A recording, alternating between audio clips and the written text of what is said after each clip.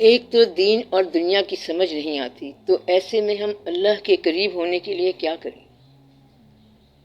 دین کا جتنا بھی سفر ہے وہ دنیا کے اندر کا ہے، یہاں سٹے کرنے کی تمنا دنیا ہے، اور دین آخرت کی طرف رجوع کا نام ہے۔ دین کو یوں بھی کہتے ہیں کہ یہ آسمان کی طرف رجوع ہے اور زمین کی طرف رجوع دنیا ہے۔ ایسے بھی کہتے ہیں کہ انسانوں کے بارے میں غور کرتے رہنا دنیا ہے، اور انسان بنانے والے کے بارے میں غور کرنا دین ہے۔ مستقبل کا پروگرام بنانا، دنیا میں ٹھہرنے کا پروگرام بنانا، اسٹڈی کرنا اور ترقی کرنا، یہ سب دنیا ہے۔ اور ماضی سے رابطہ کرنا دین ہے، یعنی ماضی کا سارا رابطہ اور وہاں سے جو احکامات آپ کو ملیں گے وہ دین ہے۔ تو دنیا کے اندر اللہ کی رضا کے مطابق سفر کرنا دین بن جاتا ہے، اور یہ سفر یہیں پر اسی دنیا میں ہی ہے۔ اگر کسی کے حوالے سے سفر نہ ہو، آپ صرف عبادت تو کرتے رہیں لیکن آپ مالک کا حوالہ اپنی زندگی میں محسوس نہ کریں، تو وہ بھی دنیا ہے۔ کچھ لوگ دین کو رضائے الہی سمجھتے ہیں اور کچھ لوگ دین کو شریعت کے احکام سمجھتے ہیں۔ دنیا کو متاع الغرور کہا گیا ہے اور دین کو یہ کہا گیا ہے کہ یہ آپ کو اللہ کی طرف سے عطا کیا گیا طرز حیات ہے۔ تو آپ نے اس دنیا کے پھیلاؤ میں کیسے زندگی بسر کرنی ہے؟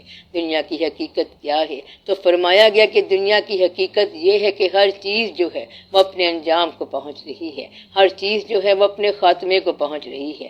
لباس چیٹھڑوں تک پہنچے گا، اور آپ کے دسترخوانوں کی زینت جو کھانے ہیں یہ بھی انجام کار فاسد ہو جائیں گے۔ دنیا ایک ایسی چیز ہے کہ اپنے چاہنے والوں کو پناہ نہیں دیتی، اور عام طور پر جو اس کو یعنی دنیا کو چھوڑ دیتا ہے یہ اس کا بڑا ریگارڈ خیال کرتی ہے۔ دنیا جو ہے یہ آپ کے وجود کا نام ہے، اور دین جو ہے یہ آپ کی روح کا نام ہے۔ دنیا جو ہے وہ وجود ہے جو پلنے والا ہے، اور آپ اس وجود کی خوبصورت پالش کریں۔ جو ساری چمک دمک ہے یہ ساری دنیا ہے، بس یہ دلہن ہے کہ اس کو بناؤ، سنوارو، دیکھو، دکھاؤ اور اپنی موجودگی کا اعلان کرو، ٹیمپٹیشن پیدا کرو، راغب ہو جاؤ، ٹیمپٹ ہو جاؤ، تو یہ ساری دنیا ہے۔ بلکہ آپ یہاں تک بھی کہہ سکتے ہیں کہ زندگی کو صرف لوگوں کے حوالے سے بسر کرنا اور تعریف کے حوالے سے بسر کرنا، یا تعریف کی خواہش کے حوالے سے زندگی بسر کرنا پیور دنیا ہے۔ آپ لوگ اس سے بچیں۔ جو بھی کام آپ اپنی تعریف کے لیے کر رہے ہیں، یعنی کہ لوگ تعریف کریں گے تو آپ یہ سمجھیں کہ یہ دنیا ہے، یہ تو عبرت گدا ہے، اس سے بہت زیادہ گریز کرنا چاہیے۔ اگر صرف نگاہ بدل جائے تو اس سے ساری دنیا جو ہے وہ دین بن جاتی ہے۔ لوگ کہتے ہیں کہ اس دنیا میں اتنی گمراہی ہے کہ یہاں خدا کا راستہ کیسے مل سکتا ہے۔ یہاں ہم اس دنیا کی بات کر رہے ہیں جس کے اندر صرف گمراہی ہے، تو اس میں خدا کا راستہ کیسے مل سکتا ہے؟ مثلاً آپ اپنے ہی ملک کو لے لیں، شہر کو لے لیں، محلے کو لے لیں، ان میں حجاب ہی حجاب ہے، اور حال یہ ہے کہ مسجدیں مرثیہ خواہ ہیں کہ نمازی نہ رہے۔ مقصد یہ ہے کہ یہ سارے کا سارا ماحول انسان کو راس نہیں آتا کہ اس میں کوئی دین نہیں ہے، اور یہ پیور حجاب ہے۔ حجاب کا معنی یہ ہے کہ آپ بازار چلے جائیں یا کہیں اور چلے جائیں تو کہیں پر صحیح چیز نظر نہیں آئے گی، تو گویا کہ ایسی جگہ نظر نہیں آتی کہ جہاں انسان خدا کا عرفان حاصل کر سکے۔ تو آج کل یہ پوری دنیا ہے۔ آپ بچپن میں اسکول گئے تو کہیں خدا کا راستہ نہیں ملا، اسکول سے کالج چلے گئے تو وہاں بھی یہی ہوا، پھر یونیورسٹی میں یہی کیا، سروس کی، پیسہ کمایا، مگر خدا کی بات کہیں نہیں ملی۔ تو آپ نے محنت بڑی کی ہے لیکن عرفان نہیں ملا۔ گویا کہ محنت کے باوجود جس راستے پر خدا نہ ملے تو پھر تو یہ راستہ دنیا کا ہے۔ اب یہ دیکھا جائے کہ دین کیا ہے اور کہاں ہے، تو جتنے دین کے حوالے آئے ہیں وہ سارے کے سارے اسی دنیا میں آئے ہیں۔ یہی دنیا عین اللہ کی راہ ہے، اسی دنیا میں اللہ کی طرف سفر ہے۔ جن لوگوں نے دین کو دریافت کیا ہے انہوں نے اسی دنیا میں دین کو دریافت کیا ہے۔ مطلب یہ ہے کہ دوسروں کی مرضی کے مطابق زندگی بسر کرنا پیور دنیا ہے، اور اپنے اللہ کے حوالے سے زندگی بسر کرنا خالص دین ہے۔ تو یہ نیت کی بات ہے کہ وہی چیز دین بن جاتی ہے اور وہی چیز دنیا بن جاتی ہے۔ آپ اپنے بچوں سے محبت کرتے ہیں تو یہ دنیا ہے، اور یہ انسان کی سرشت ہے کہ کافر بھی اپنے بچوں سے محبت کرے گا اور مومن بھی اپنے بچوں سے محبت کرے گا۔ اور اگر آپ اپنے بچوں سے پیار و محبت اللہ کے حوالے سے کرنے لگ جائیں تو وہی آپ کا دین ہے۔ تو یہ آپ کی نگاہ کے بدلنے کی بات ہے۔ اگر آپ کی نگاہ یہاں دنیا میں لگ گئی تو یہ آپ نے کمتر کام کیا، لک ڈاؤن کیا، پھر تو یہ دنیا ہے۔ اور اگر آپ نے لک اپ کر دیا، اونچا دیکھا، تو یہ دین ہے۔ اگر یہاں کے حوالے آپ کو یاد رہے تو یہ دنیا ہے، اور اگر آپ کسی اور حوالے میں نکل گئے تو یہ دین ہے۔ دین کا مطلب یہ ہے کہ آپ اللہ کے حوالے سے اللہ کی بنائی ہوئی دنیا میں اللہ کے عطا کیے ہوئے دین کے مطابق اللہ کی رضا کے لیے کام کریں۔ تو جس میڈیم میں آپ نے کام کرنا ہے اس کا نام بے شک دنیا ہے، لیکن اللہ کے حوالے سے جو کام ہے وہ دین ہے۔ تو مقصد یہ ہے کہ دین اور دنیا الگ الگ نہیں، بلکہ یہ ایک ہی چیز ہے۔ اگر خیال بدل جائے تو دین بن جاتا ہے۔ مثلا آپ یہاں بیٹھے ہیں اور یہاں آپ نے ایک مسلح بچھا دیا تو یہ دین بن گیا، حالانکہ بھی تھوڑی دیر پہلے وہاں پر دنیا تھی۔ تو مقصد یہ ہے کہ اسی دنیا کا نام دین بن جاتا ہے۔ آپ یہیں پر استغفار شروع کر دیں تو پھر دین شروع ہو گیا، اور اگر گناہ کر لیں تو پھر دنیا شروع ہو گئی۔ نیک آدمی کے لیے غفلت کر دینا دنیا میں سب سے بڑا گناہ ہے۔ کچھ دیر تیری یاد سے غافل رہا تھا میں، وہ لمحے کر رہے ہیں مجھے شرمسار سے۔ اگر وہ لمحات ایسے ہیں کہ انسان ان پر شرمسار ہو رہا ہے تو یہ شرمسار ہونا دین ہے۔ نفرت کا خیال جو ہے یہ دنیا ہے، دنیا شعور سے محرومی کی بات ہے۔ زندگی کا خیال دنیا ہے اور موت کا خیال دین ہے۔ جہاں آپ نے جانا ہے تو آپ لوگ ان جگہوں کو یاد رکھیں کہ ہم الٹیمیٹلی اللہ کے پاس جائیں گے، ہم سب اللہ کی طرف سے آئے تھے اور اللہ کی طرف واپس جانا ہے۔ بس اتنے احساس کا نام دین ہے۔ یہ ضروری ہے کہ دین کی اطاعت اللہ کی رضا کے لیے کی جائے، اطاعت اللہ کی رضا کے لیے ہو۔ کسی شخص کی اطاعت، کسی ذات کی اطاعت اور کسی خیال کی اطاعت اگر اللہ کے لیے ہے تو وہ آپ کے لیے دین بن جائے گا۔ مثلا آپ مسجد میں بیٹھے ہوئے ہوں اور اگر خیال مسجد سے باہر ہے تو یہ دنیا ہے، اور اگر مسجد سے باہر بیٹھنے والے شخص کا خیال مسجد کے اندر ہے تو یہ دین ہے۔ دین پر چلنے والے لوگ اگر دنیا کی تعریف کے لیے عمل کر رہے ہیں تو یہ پیور دنیا ہے، بلکہ ایک گھٹیا دنیا ہے۔ سب سے بڑا دنیا دار وہ عالم دین ہے جو شہرت کے لیے علم کی تقریر کرتا ہے۔ ایسا شخص کون ہے؟ یہ پیور دنیا دار ہے۔ دین کیا ہے؟ جو شخص اللہ تعالیٰ سے کانپتا ہے، ڈرتا ہے، خوف کھاتا ہے اور یہ کہتا ہے کہ مجھے اللہ تعالیٰ سے خوف آتا ہے، تو یہ دین کی بات ہے۔ تو اپنے انجام سے ڈرنا اور اپنی عاقبت سے ڈرنا دین ہے۔ تو طالب دنیا جو ہے اسے آپ کہتے ہیں کہ یہ مقہور ہے، اور جنت یا آخرت کا طالب جو ہے اس کو آپ مسرور کہہ سکتے ہو، لیکن طالب مولا ہی اصل میں منظور ہے۔ مقصد یہ ہے کہ طالب مولا ہونا اللہ کا طالب ہونے سے اصل دین بنتا ہے۔ تو طالب دنیا، طالب عقبہ یا طالب مولا کا مسئلہ اصل میں یہ ہے کہ اپنی زندگی کو خالق کے حوالے سے کون بسر کرتا ہے۔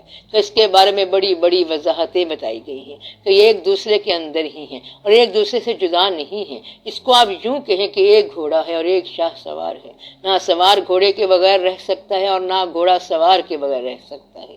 تو نہ وجود روح کے بغیر رہتا ہے اور نہ روح وجود کے بغیر رہتی ہے۔ یہ دونوں کا ملاپ ہے۔ آپ یہاں دونوں کے لیے کام کر سکتے ہیں۔ اگر روح صرف جسم کی پرستش کرنے پر مصروف ہو جائے تو آپ کے لیے یہ ساری کائنات دنیا بن جائے گی، اور اگر آپ کا جسم جو ہے یہ روح کی غذا بن جائے، خوراک بن جائے کہ مشکلات کے باوجود آپ اللہ کی راہ پر چلنے لگ جائیں، نیند کے باوجود جاگنا شروع کر دیں اور سردی کے باوجود باوضو ہونا شروع ہو جائیں، تو آپ یہ سمجھیں کہ دنیا ساری کی ساری آپ کی ہے اور یہ سارا دین ہے۔ تو مشکل بات کوئی نہیں ہے، بلکہ یہ بات بڑی آسان ہے۔ جو کچھ آپ کے پاس دنیا میں موجود ہے اس کو لا موجود کے لیے استعمال کر دو، تو یہ دین ہے۔ صرف اتنا سارا کام کرنا ہے اور کچھ بھی نہیں کرنا ہے۔ مثلا غم اللہ کے حوالے کر دو، خوشی اللہ کے حوالے کر دو، سرمایہ اللہ کے حوالے کر دو، تمام زندگی کا مسئلہ اس کے حوالے کر دو کہ ہم اللہ کے لیے ہیں اور اللہ ہمارے لیے ہے۔ تو اللہ کے حوالے سے کلمہ پڑھنے کا مطلب یہ ہے کہ لا الہ الا اللہ، یعنی کہ کوئی چیز پرستش کے قابل نہیں ہے، الہ نہیں ہے، یعنی کہ کوئی چیز لگاؤ یا لگن کے لیے نہیں ہے، دل لگانے کے قابل ہی نہیں ہے۔ لا الہ الا اللہ کو آپ ایسے سمجھ کر دیکھیں تو کچھ عرصے کے بعد آپ کو معلوم ہوگا کہ اللہ کے علاوہ جس سے آپ لگاؤ کر رہے ہیں اس کا انجام یہ ہوگا کہ وہ ختم ہو جائے گا۔ یعنی اگر کوئی آدمی ہے تو مر جائے گا، تو اللہ جو ہے وہ مرتا تو ہے نہیں۔ اس لیے یہ بتایا گیا ہے کہ اگر آپ اللہ کے علاوہ کہیں بھی دل لگاؤ گے تو پھر آپ کا دل خود بخود ہی افسردہ ہوتا چلا جائے گا اور بیمار ہوتا چلا جائے گا۔ اگر آپ اللہ کی طرف لگاؤ کر لو، محبت کر لو، تو یہ سارے کا سارا واقعہ آپ کے لیے سرفرازی کا باعث ہوگا۔ ہمارا جینا اللہ کے لیے ہے، ہمارا مرنا اللہ کے لیے ہے، ہمارا خیال اللہ کے لیے ہے اور ہمارا سونا جاگنا اللہ کے لیے ہے۔ تو دین کیا ہوا؟ دین رضائے الہی اور امر الہی ہوا، اور دنیا کیا ہوئی؟ خواہش نفس۔ تو خواہشات نفس جو ہے یا معروضی حالات جو ہے، یعنی یہ جو ہمارے حالات ہیں، ضرورتیں ہیں، آسائشیں ہیں، ہیں، یہ کام تو مسلسل چلتا رہتا ہے اور یہ سارے کا سارا دنیا ہے۔ تو آپ اس کو یوں کہہ لیں کہ عقل کو استعمال کرنا دنیا ہے اور دل کو استعمال کرنا دین ہے۔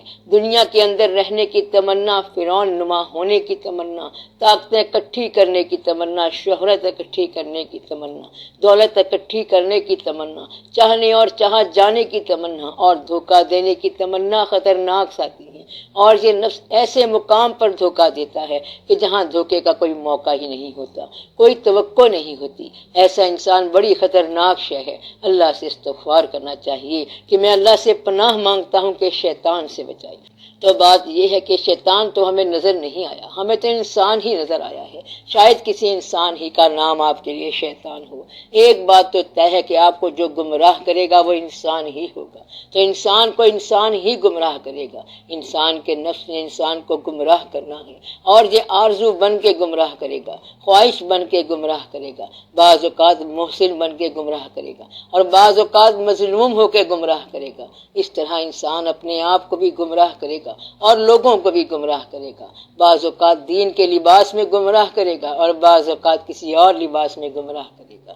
اگر آپ کو آواز کی تمنا ہے اور آپ کے کانوں کو اچھی آواز کی رغبت ہے تو یہ ایک علیحدہ دنیا ہے۔ اگر آپ کو رنگ و روپ کی تمنا ہے تو پھر آپ کو خطرے کا اندیشہ ہے۔ تو ایسی تمنا جو اللہ کے لیے نہ ہو اور دنیا کے لیے ہو وہ گمراہی ہے۔ تو آپ کو یہ جاننا چاہیے کہ حق کیا ہوتا ہے، حقوق کیا ہوتے ہیں اور حقوق العباد کیا ہوتے ہیں۔ مثلا کسی اور کے حصے میں وقف ہو چکنے والی شے کی آپ تمنا شروع کرو تو آپ گمراہ ہو جائیں گے، یا کسی چیز کو اس کے جائز وارث کی اجازت کے بغیر اپنی تمنا میں رکھنا ایک طرح سے جرم ہے۔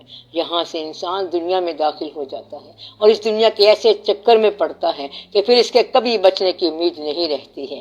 آپ لوگ دنیا میں اس طرح رہیں جس طرح آئے تھے، یا کم از کم جاتے وقت ایسے ہو جاؤ۔ اپنی نگاہ کو پاکیزہ رکھیں اور اپنی نگاہ کو ناپاک نہ کریں۔ جلووں کی تمنا میں آپ کو اس کا بڑا دھیان کرنا چاہیے اور خیال کرنا چاہیے۔ اپنی بیٹیوں، اپنی بہنوں اور اپنی ماؤں کے لحاظ کا ایک طریقہ یہ بھی ہے کہ دوسروں کی بیٹیوں کا، دوسروں کی بہنوں کا اور دوسروں کی ماؤں کا احترام کیا جائے۔ اور اپنا احترام کس طرح کرنا چاہیے وہ بھی اس طرح کرنا چاہیے۔ اگر حقوق کی بات آ جائے تو لوگوں کے حقوق بھی پورے کرو۔ جس چیز کی شریعت میں اجازت نہیں ہے اس کی تمنا بھی آپ کے اندر نہیں ہونی چاہیے اور اس کا خیال بھی آپ کے دل میں نہ آئے۔ اس طرح دنیا بچ جائے گی اور یہ دنیا دین بن جائے گی۔ اگر آپ نے صرف خیال میں بھی کچھ وائلیٹ کر لیا تو گمراہ ہو جاؤ گے۔ تو یہ کہہ سکتے ہیں کہ دین اور دنیا میں بڑا فرق ہے، اور یہ کہ دین اور دنیا میں فرق کوئی نہیں ہے۔ آپ کی نیت بدل جائے تو دین دنیا ایک شے کا نام ہے۔ اگر آپ کی نیت دنیا ہو جائے تو پھر آپ کا دین بھی دنیا ہے، آپ کا حج بھی دنیا ہے اور ساری عقیدتیں بھی ڈرامہ ہیں۔ اور اگر آپ واقعی جینون اصلی ہو جائیں تو پھر آپ کی گمراہیاں بھی معاف ہو جائیں گی۔ اگر آپ خلوص والے ہو جائیں تو پھر گمراہی بھی بامصرف ہو جائے گی۔ نیک نیت شخص اگر غلط جگہ چلا جائے تو کہتے ہیں کہ وہاں کوئی نیک کام ہوگا، کوئی نہ کوئی نیکی ہوگی۔ اس لیے میں یہ کہتا ہوں کہ وہ تمام کام جو آپ اپنے والدین اور اپنے بزرگوں کے سامنے کرنے میں خوشی محسوس کریں وہ سب دین ہے۔ والدین، بزرگ، اساتذہ، مشائخ کرام اور علماء صاحبان کے سامنے کرنے والی جو خواہشیں ہیں یا ان کو بتانے والی جو صفتیں ہیں وہ سارے کا سارا دین ہے۔ میں آپ سے اس وقت بات کر رہا ہوں، جو بات آپ فخر سے مجھے بتا دیں گے تو وہ دین ہوگی، اور جو بات آپ چاہو گے کہ مجھے پتہ نہ چلے تو وہ دنیا ہوگی۔ اس لیے دین اور دنیا کا معاملہ بڑا آسان ہے۔ تو میرے سامنے جو چیز آپ بیان کر سکتے ہیں وہ دین ہے، اور چھپانے والی بات جو ہے یہ دنیا ہے۔ آپ اپنے مستقبل کے ڈھانچے پر غور کیا کریں۔ اگر کسی انسان کی مرتے وقت دنیا میں ٹھہرنے کی تمنا ہے یا کوئی حسرت ہے تو آپ سمجھیں کہ وہ بھی دنیا کا طالب ہے اور دنیا کی طرف اس کی نگاہ لگی ہوئی ہے۔ مرتے وقت ان لوگوں کو تو انبساط ہوتا ہے، خوشی ہوتی ہے، جو اللہ کی تمنا کرنے والے ہوتے ہیں۔ وہ کہتے ہیں کہ اب یہ حجاب اٹھ گیا، پردہ ہستی چاک ہو گیا، اب اللہ روبرو ہوگا، بلکہ آمنے سامنے ہوگا۔ میں بھی آئینہ، تو بھی آئینہ، دیکھ ایک بار سامنے ہو کر۔ جب آئینہ آئینے کے روبرو ہو گیا تو بات ختم ہو گئی۔ اس لیے یہاں سے ہی اللہ کی تمنا کرنا اصل چیز ہے، اور یہ تمنا یہیں سے کرنی ہے۔ یہ اس دنیا سے کوئی الگ مضمون نہیں ہے۔ تمام بزرگوں نے اس دنیا کو دین بنایا ہے اور یہی دین ہے۔ تو دین اور دنیا کے درمیان میں نے آپ کو ایک بات بتا دی ہے کہ اس بات کا خیال کرنا چاہیے۔ میں نے آپ کو صرف مضمون نہیں بتایا بلکہ عمل بتایا ہے۔ آپ لوگ پہلے ہی میرے سامنے توبہ کر چکے ہیں۔ اب ایک بار پھر توبہ کریں، اپنے خیال کی اصلاح کریں، اپنے خیال کی پہرہ داری کریں، اپنے خیال کو چیک کریں۔ آپ بھلے کا سوچیں اور بھلا پائیں، اور اگر آپ برائی سوچیں گے تو برائی ملے گی۔ یہ دنیا ایک آئینہ ہے اور یہ دیوار کے ساتھ لگا ہوا ہے۔ جس شخص نے جس نگاہ سے اس کو دیکھا وہی نگاہ اس پر آئے گی۔ اس کی تفصیل بہت لمبی ہے۔ اگر آپ حقوق تلفی کی نگاہ سے دیکھ رہے ہیں تو پھر آپ کو حق نہیں ملے گا۔ اگر آپ اپنے اہل و عیال اور لوگوں کے اہل و عیال کو خوش اور مسرور دیکھنا چاہتے ہیں تو آپ لوگوں کے اہل و عیال کو خوش اور مسرور رہنے دیں۔ اگر آپ اپنے اہل و عیال کو عزت اور آبرو کے ساتھ دیکھنا چاہتے ہیں تو پھر آپ دوسروں کی عزت اور آبرو قائم کریں۔ کسی انسان نے کسی اور انسان کے ساتھ بدتمیزی کی تو کوئی اور انسان آپ کے ساتھ بدتمیزی کر جائے گا۔ مطلب یہ ہے کہ جیسا کرو گے ویسا ہوگا، آپ کے ساتھ بھی ہوگا اور آپ کی اولاد کے ساتھ بھی ہوگا۔ اس لیے اپنی اولاد کو اپنی غلطیوں اور برائیوں سے محفوظ کرو۔ آپ نے اپنی اولاد کے ساتھ برائی نہیں کرنی ہے، بلکہ آپ نے کسی اور کی اولاد کے ساتھ کرنی ہے، پھر تو کوئی اور انسان آپ کی اولاد کے ساتھ بدتمیزی کرے گا۔ اس لیے اے صاحبان علم و بصیرت، عقل و فہم و دانش، یہ دنیا ہے، اس ہاتھ میں دے اور اس ہاتھ میں لے، اور یہی تو دنیا ہے۔ اور دین جو ہے اس میں صرف اتنی سی بات ہے کہ آپ اللہ کی طرف رجوع کرتے جائیں اور اللہ آپ کو آپ کے اعمال کی عبرت سے بچائے، تو وہ دین ہوتا ہے۔ تو دین کیا ہوتا ہے؟ اللہ آپ کو آپ کے اعمال کی عبرت سے بچائے اور آپ کے دل کو شگفتگی عطا کرے، یہ دین ہے۔ دنیا کے اندر اپنے دل کی شگفتگی کا کوئی اہتمام نہیں کر سکتا اور اس کا سوال ہی نہیں پیدا ہوتا، بلکہ یہاں آپ کا دل آزردہ ہی ہوتا چلا جائے گا، کیونکہ یہ خواہشات کے نیچے پستا چلا جائے گا اور اس پر غلاف در غلاف چڑھ جائے گا۔ آپ یہ بات سمجھیں گے کہ آپ کامیاب ہو رہے ہو، حالانکہ آپ کامیاب نہیں ہو رہے ہوتے۔ یہاں دین آپ کو روشنی عطا کرے گا کہ یاد رکھو یہاں آپ نے رہنا ہے، اور پھر آپ نے ایک دن یہاں نہیں رہنا۔ ایک دن آئے گا جب کوئی نہیں ہوگا، پھر آپ کو جواب دہ ہونا ہے کہ آپ نے کیا کیا، اور پھر اس دن آپ بول نہیں سکیں گے۔ پھر آپ کے اعضاء اور جوارح بولیں گے، آپ کی نگاہیں بولیں گی کہ وہ کہاں پر ناپاک ہوئی تھی، پھر آپ کے ہاتھ بولیں گے کہ غلطی کہاں لکھی تھی، پھر آپ کے پاؤں بولیں گے کہ غلط راستہ کہاں طے کیا تھا، پھر آپ کے جتنے بھی کوا ہیں یہ سب خود ہی بولیں گے، اور پھر آپ دیکھتے رہ جائیں گے کہ یہ سب کیا ہے۔ اس سے پہلے کہ وہ وقت آ جائے اللہ تعالیٰ نے آپ کو موقع عطا کیا ہے، اور بڑے خوبصورت الفاظ میں یہ ارشاد فرما دیا کہ تم لوگ اس دن سے ڈرو جب زمین سے مخفی باہر آ جائے گا، تو زمین آپ لوگ ہی ہو، اور پھر آپ کی زمین سے آپ کے اندر کا مخفی آپ کے سامنے باہر نکل رہا ہوگا، قبر سے باہر نکل آئے گا۔ قبر سے باہر نکل آنے کا مطلب یہ ہے کہ آپ نے وہ بات بڑی چھپا کر رکھی تھی، وہ جو غلطی تھی وہ توبہ کے بغیر پڑی ہوئی تھی، وہ باہر نکل آئے گی۔ یعنی کہ وہ غلطی جو توبہ کے بغیر پڑی ہو، تو اس بات کا امکان ہوتا ہے کہ غلطی جاری ہو جائے اور اس کا اعلان ہو جائے۔ غلطی کو کنٹینیو کرنے کی، جاری رکھنے کی خواہش موجود ہو یا امکان ہو، اور وہ غلطی ایسے ہی پڑی ہوئی ہو، یعنی بغیر توبہ کے پڑی ہوئی ہو، تو وہ جو مخفی غلطی ہے وہ اندر سے باہر اچھل کر آ جائے گی، اور وہ واقعات جو آپ اپنی تنہائیوں اور تاریکیوں میں کرتے ہیں یا خیال کی تنہائیوں اور تاریکیوں میں کرتے رہتے ہیں، انہیں براڈ ڈے لائٹ یعنی دن کے اجالے میں آپ کی زبان خود ہی مشہور کر دے گی۔ میں تو یہ کہتا ہوں کہ عرفان کا کوئی راز ایسا نہیں ہے جو چھپا رہا ہو۔ کمال تو یہ ہے کہ اس کائنات میں ہر مخفی ضرور آشکار ہوا۔ ایک آدمی کہتا ہے میں چھپا کر جا رہا ہوں، مگر پھر بعد والا آ کے بتا دیتا ہے، اور وہ راز نہیں رہتا۔ تو جتنے بھی راز ہیں یہ سارے کے سارے بیان ہوئے ہیں، کبھی کسی نے بیان کیا اور کبھی کسی دوسرے نے بیان کیے۔ تو یہ اللہ تعالیٰ کے کام ہے کہ مخفی آشکار ہوتا ہے۔ اس لیے میں یہ نصیحت کر رہا ہوں کہ آپ کی جو مخفی ڈائری ہے اس کے آشکار ہونے سے پہلے، ذلت آنے سے پہلے اس کو کاٹ دو، توبہ کر کے اسے صاف کر لو۔ آپ لوگ تو سارے نیک لوگ ہیں، دنیا میں کچھ کم نیک لوگوں سے بھی واسطہ پڑتا ہے، اس لیے ہم آپ کو یہ بتاتے رہتے ہیں کہ ان کو یہ کہا جائے کہ انسان بنو، دین میں داخل ہو جاؤ۔ اگر توبہ نہ کی تو آج تک جو واقعہ نہیں ہوا وہ ہو جائے گا۔ اب زمانہ بدل رہا ہے اور پہلے کی طرح چھوٹ نہیں ملے گی۔ ایک شہر کا جو روحانی گورنر تھا وہ شاہی مسجد کے پاس خربوزے بیچتا تھا، جو اس کے پاس جاتا کہ جی خربوزے دے دو تو وہ کہتے کہ جی لے لو، کوئی کہتا کہ یہ تو خراب ہے تو وہ کہتے کہ اور لے لو، اگر کوئی کہتا یہ تھوڑا ہے تو وہ کہتے کہ اور زیادہ لے لو، کسی کو مفت بھی دے دیتے تو جو آتا اس کی خواہش پوری کر دیتے۔ ایک دن ان کا وصال ہو گیا تو پھر دوسرا بندہ نافذ ہو گیا اور وہ پانی پلانے پر معمور ہو گیا۔ کسی نے اس سے پانی کا گلاس مانگا تو اس نے پیسے مانگے، اس آدمی نے ایک اور گلاس مانگا تو اس نے کہا اور پیسے دو، تو اس شخص نے کہا بابا جی یہ کیا ہے؟ تو بابا جی نے کہا کہ وہ خربوزے والا مر گیا ہے اور اب یہ دوسرا آدمی ہے، تو میں آپ کو یہ اطلاع دے رہا ہوں کہ اب وہ خربوزے والا مر گیا ہے جو آپ کی سرزنش نہیں کرتا تھا۔ اب گناہ جو ہے وہ فوری عبرت میں آئے گا۔ میں آپ کو وارننگ کے طور پر بتا رہا ہوں، گناہ کو معاف کرنے والا دور جو تھا وہ بیت گیا ہے، اور اب آپ وہ دور بھول جاؤ۔ اب جو غلطی کرو گے اس کا فوری نتیجہ آئے گا۔ اب آپ کو میں نے وضاحت سے بتا دیا ہے، اس لیے میں یہ نہیں چاہتا کہ آپ لوگ مجھے پھر یہ کہے کہ بتایا نہیں تھا۔ آپ کو میں جس شعبے سے منع کر رہا ہوں اسے چھوڑ دیں، اور آپ لوگ اچھی طرح جانتے ہیں کہ میں کیا کہہ رہا ہوں۔ یہ تو آپ کے ایک شعبے کی بات ہے، مگر میری یہ بات ہر ایک کو الگ الگ سمجھ آ رہی ہے۔ یعنی جو بات میں کر رہا ہوں وہ بات ہر ایک شخص کو الگ الگ سمجھ آ رہی ہے۔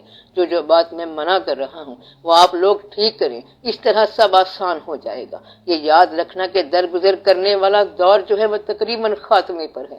اب یہ نہیں ہو سکتا کہ اللہ تعالیٰ آپ لوگوں کی وجہ سے اسلام کو ڈیفیم کرا دے، بدنام کرا دے۔ اب مسلمانوں کی بھی اعمال کا محاسبہ ہوگا، اور میں آپ کو یہ خود ہی بتا رہا ہوں، اور میں یہ کہہ رہا ہوں کہ دوسروں کو بری نیت سے دیکھنے والا اپنے گھر کو بچا نہیں سکتا۔ اس لیے اے صاحبان علم و خرد، عقل و دانش، اپنے گھروں کو، اپنی بیٹیوں کو، اپنے حالات کو اور اپنی عزتوں کو آپ خود محفوظ کرو۔ یہ اس طرح محفوظ ہوں گی کہ جب آپ دوسروں کی عزت محفوظ کریں گی۔ یہ پیغام آپ کے لیے ہے، اور یہ چھوٹا سا پیغام ہے، اور امید ہے آپ کو یہ چھوٹا سا پیغام یاد رہے گا اور آپ لوگ اس کو عمل میں بھی لائیں گے۔ اس معاملے میں آپ لوگوں کی طرف سے وعدہ خلافی نہیں ہونی چاہیے۔ اگر آپ لوگوں نے کسی کی طرف بدنگاہی سے دیکھا تو پھر تمہاری اولاد اس سے بچ نہیں سکتی۔ اس لیے اللہ سے توبہ کرو اور دل سے توبہ کرو۔ میں آپ کو وقت دیتا ہوں، میں آپ کو صاف بنا کر بھیجتا ہوں، اور آپ جب واپس آتے ہو تو ویسے ہی ہوتے ہو۔ کہیں ایسا نہ ہو کہ آپ کو خربوزے والے کی بجائے پانی والے کے حوالے کر دیا جائے جو آپ کو سزا دے دے گا۔ لہذا آپ اس بات سے بچو، کسی کی اولاد کی طرف ناپاک نگاہوں سے نہ دیکھو۔ یہ وارننگ ہے، تھوڑی سی احتیاط سے یہ کام ہو جائے گا۔ آپ لوگ صاحبان اولاد ہو، اور آپ لوگوں کی عمریں بھی کافی ہو گئی ہیں۔ اپنی نگاہیں پاک رکھو۔ اب اگر آپ منظور نہیں کرو گے تو پھر آپ مشکل میں پڑ جاؤ گے۔ اللہ تعالیٰ آپ لوگوں پر اپنا فضل کرے اور رحم کرے۔ آپ لوگ مکمل طور پر یہ بات یاد رکھنا کہ اب اس میں رعایت نہیں ہوگی، اور پھر وہ واقعہ ہوگا کہ آپ اس کا اندازہ نہیں کر سکو گے، اور آپ اس کو برداشت بھی نہیں کر سکو گے۔ آپ اچھے انسان بن جاؤ، نہ اپنی عمر سے کم نظر آؤ اور نہ بہت زیادہ نمایاں ہونے کی کوشش کرو۔ تمام بزرگان دین اور آپ بھی خاص طور پر نکاح کی پاکیزگی کی بات کرتے ہیں، تو اس کو حاصل کرنے کا راستہ بتائیں۔ یہ جو میں آپ سے گفتگو کرتا ہوں، یہ ساری کی ساری گفتگو میں ایک خاص ضرورت اور ایک خاص انداز سے کرتا ہوں۔ میں آپ سے یہ بات کر رہا ہوں کہ جن لوگوں نے مجھے یہ گفتگو سنائی، میں آپ سے ویسی ہی بات کرتا ہوں۔ ان بزرگوں میں سے کچھ لوگ ایسے ہوں گے کہ 60 سال کے وظیفے، ریاضت اور عبادت کے بعد انہیں یہ بات پتہ چلی، اور انہوں نے پھر یہ بات بتا دی، اور کسی نے یہ بتایا کہ اس بات کے لیے اس کی آدھی زندگی بیت گئی، تب جا کر اسے یہ بات معلوم ہوئی۔ ان تمام وظیفوں، ان تمام محنتوں، ان تمام کاروائیوں اور اس کوچے کے اندر رسوائی اور گدائی کے بعد جو کچھ حاصل ہوتا ہے، تو وہ بات میں آپ کو چند پل میں بتا دیتا ہوں۔ مقصد یہ ہے کہ وظیفے سے نتیجے کے طور پر جو حاصل ہوتا ہے، میں آپ کو وہ بات بتاتا ہوں۔ اگر آپ اس طریقے کو چھوڑنا چاہیں اور یہ کہیں کہ آپ کو وظیفہ بتا دوں، تو آپ کو بہت دقت پیدا ہو جائے گی، اور ہماری ساری محفل دقت زدہ ہو جائے گی۔ اگر ہم لگاتار اس محفل میں سارے مل کر 2-2.5 سال ذکر کریں تو اس کے بعد جو نتیجہ نکلے گا وہ میں آپ کو اب بتا دیتا ہوں۔ تو میں آپ کو یہ بتا دیا کرتا ہوں کہ اگر آپ مشقت کرو گے تو بھی وہی حاصل ہوگا۔ اس کا مطلب یہ ہے کہ آپ کو عنوان کا خلاصہ دے دیتے ہیں۔ آپ کا سوال بعد میں آیا ہے، لیکن میں نے آپ کو جواب پہلے دیا ہے کہ ایک آدمی نے کسی بتانے والے آدمی سے پوچھا کہ آپ یہ بتائیں کہ کس طرح ہم نگاہ کی پاکیزگی کو حاصل کر سکتے ہیں، کیا کوئی ایسا وظیفہ ہے؟ اور پھر اس بتانے والے نے اسے وظیفہ بتایا۔ اس شخص نے وظیفہ پڑھا اور وہ اس پر قائم رہا۔ وہ کہتا ہے کہ لگاتار 4 سال وہ وظیفہ کرتے کرتے مجھے مشاہدہ ہو گیا۔ اس دن کے بعد میری پرابلم ختم ہو گئی اور مجھے نگاہ کی پاکیزگی مل گئی۔ ہم نے اس سے کہا کہ تجھے کیا مشاہدہ ہوا کہ تم 4 سال کا وظیفہ کرتے رہے؟ اس نے کہا کہ یہ کوئی ایلین اسپرٹ تھی جس نے مجھے دکھایا کہ میرے سامنے ایک لڑکی آئی جس کو میری ناپاک نگاہیں دیکھتی تھی۔ مجھے فوراً مشاہدہ ہو گیا اور میری نیت صاف ہو گئی۔ میں نے پوچھا کہ تجھے کیا مشاہدہ ہوا؟ کہتا ہے کہ اس کے چہرے میں مجھے میری بیٹی کا چہرہ نظر آتا تھا۔ 4.5 سال وظیفہ کرنے کے بعد پھر آ کے اس کو یہ بات ملی، اور میں آپ کو 4.5 سال کے وظیفے سے ایک تو بچا رہا ہوں، اور یہ وظیفہ 4.5 سال ڈیلی کرنا ہوتا ہے، رسن بھی نہیں کھانا، گوشت بھی نہیں کھانا۔ تو نیک نگاہی کا معنی یہ ہے کہ اپنی بیٹی کے چہرے کو روبرو رکھنا۔ ایسا کرنے سے وہ انسان نیک نگاہ ہو جاتا ہے۔ آپ لوگ تو بڑے خوش قسمت ہیں۔ جو اصل بات ہے وہ ہم نے آپ کو بتا دی ہے، ہمیں کسی نے مفت بتا دی تو ہمیں یہ بات مل گئی، اب آپ کو بھی مل گئی۔ اب اگر کوئی شخص یہ سمجھے کہ واصف صاحب ایسے ہی بات کر رہے ہیں، کیا خبر ایسا ہوتا بھی ہے کہ نہیں ہوتا؟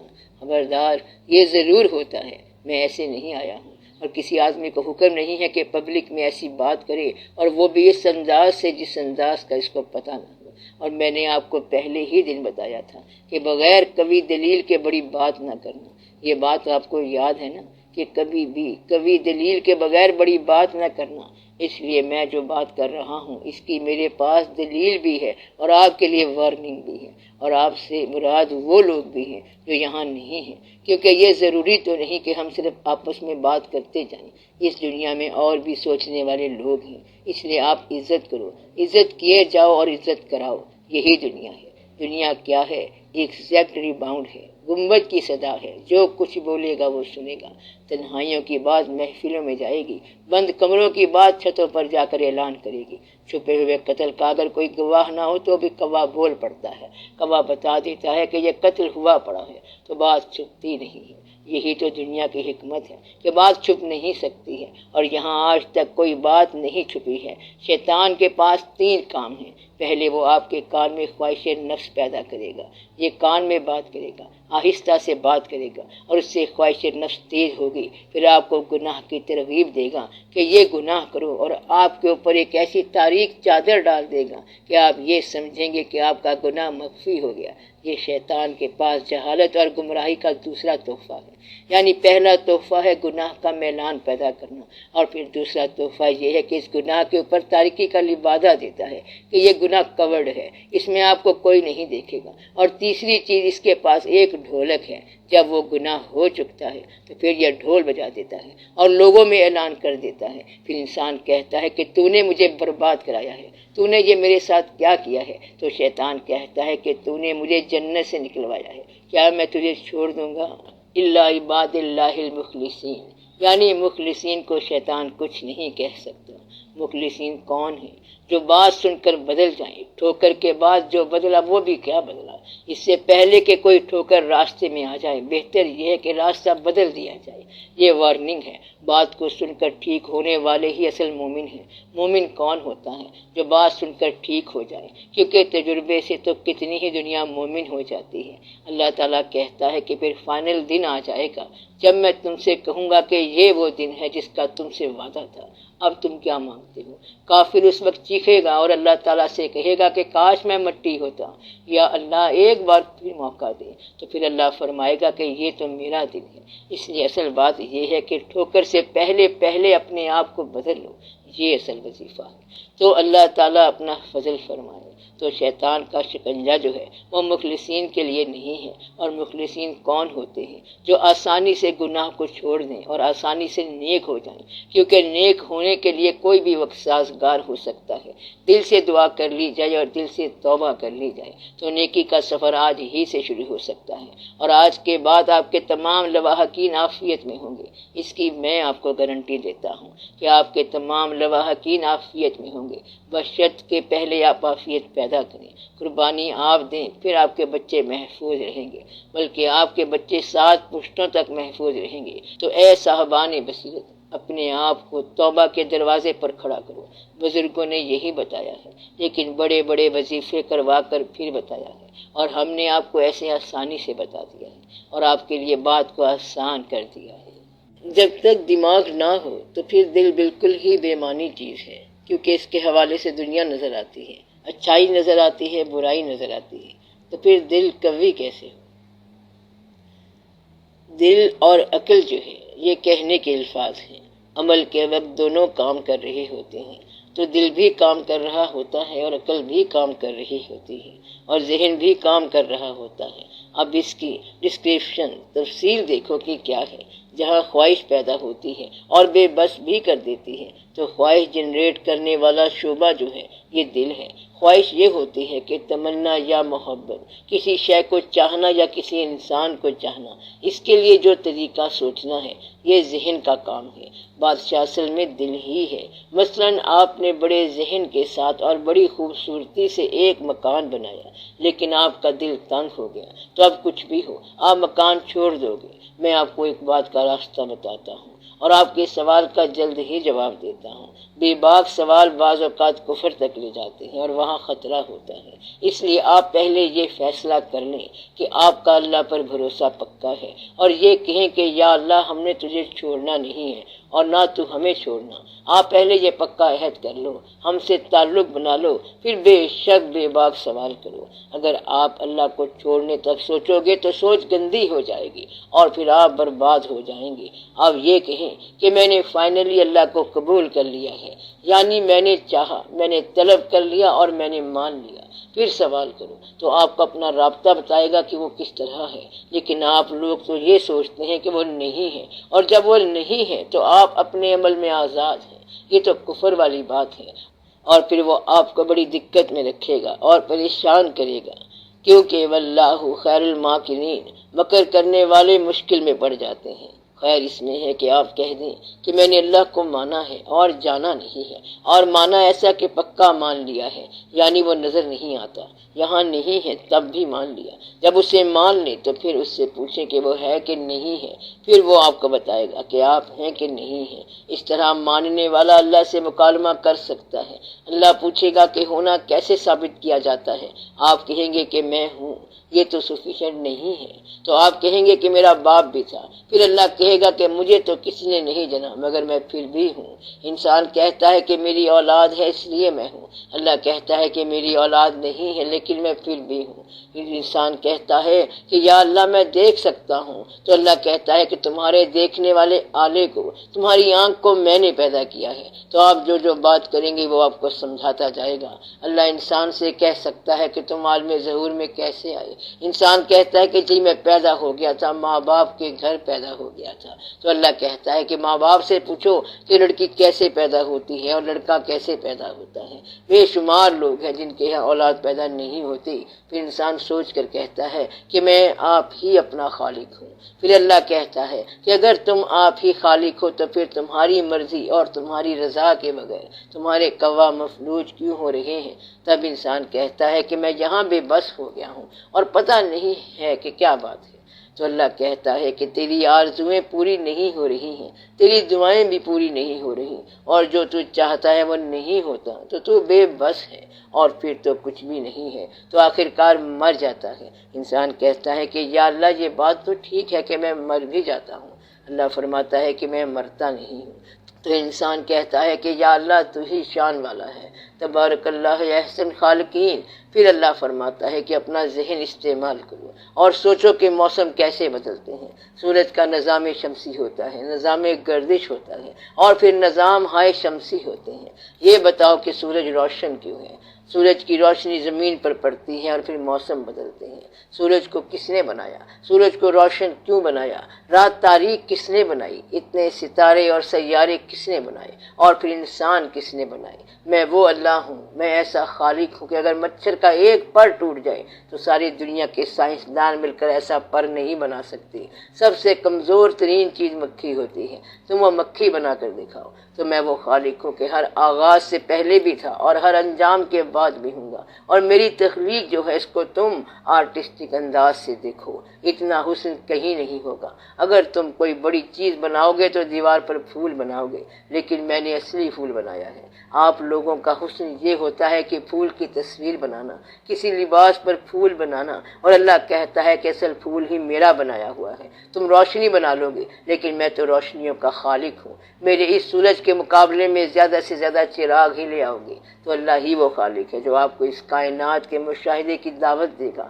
اگر عقل کی بات ہے اور آپ کائنات کو عقل کے ساتھ دیکھنا چاہتے ہیں تو پھر اللہ نے فرمایا ہے کہ تو آنکھ اٹھا کر میری کائنات کی طرف دیکھ، تجھے کہیں کوئی نقص نظر آیا؟ تیری آنکھ قیرہ ہو کر واپس لوٹ آئے گی۔ پھر آنکھ اٹھا کر دیکھ ونس اگین تو وہ پھر بھی خیرہ ہو کر واپس آئے گی۔ تو یہ میری کائنات ہے، مگر تو ذہن کو استعمال نہیں کرتا۔ مجھے تو اس بات کا افسوس ہے کہ تجھے ذہن دیا ہے مگر تو ذہن کو استعمال نہیں کرتا۔